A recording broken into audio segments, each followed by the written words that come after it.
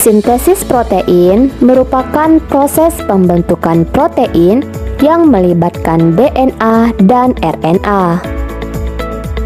Proses sintesis protein terdiri dari dua tahap, yakni tahap transkripsi dan tahap translasi.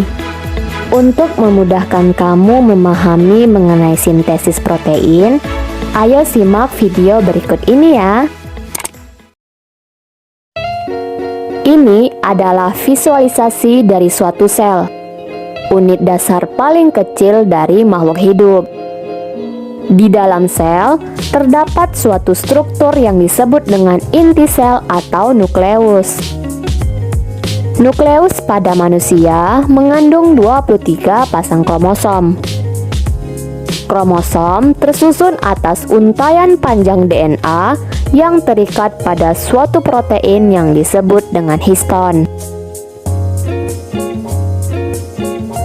Pada DNA, terdapat gen yang menjadi petunjuk untuk membuat suatu protein. Oke, sekarang kita masuk ke proses transkripsi ya. Proses pertama dari transkripsi adalah membuka rantai ganda DNA yang dibantu oleh enzim RNA polimerase. DNA akan terbagi menjadi dua bagian. Bagian atas disebut dengan DNA antisense, sedangkan bagian bawah disebut dengan DNA sense. Nah, DNA sense inilah yang akan digunakan untuk menjadi cetakan dalam membuat mRNA. Misalkan DNA sense-nya adalah TAC GTG, maka mRNA yang akan terbentuk adalah AUG CAC.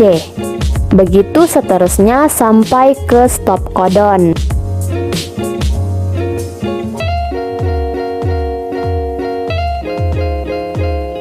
Ini adalah mRNA yang telah dihasilkan pada proses transkripsi.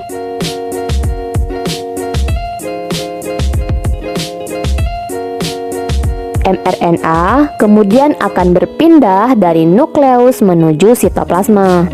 Jadi, itulah proses dari tahapan transkripsi. Translasi. Proses translasi dimulai saat ribosom subunit kecil dan ribosom subunit besar menempel pada mRNA.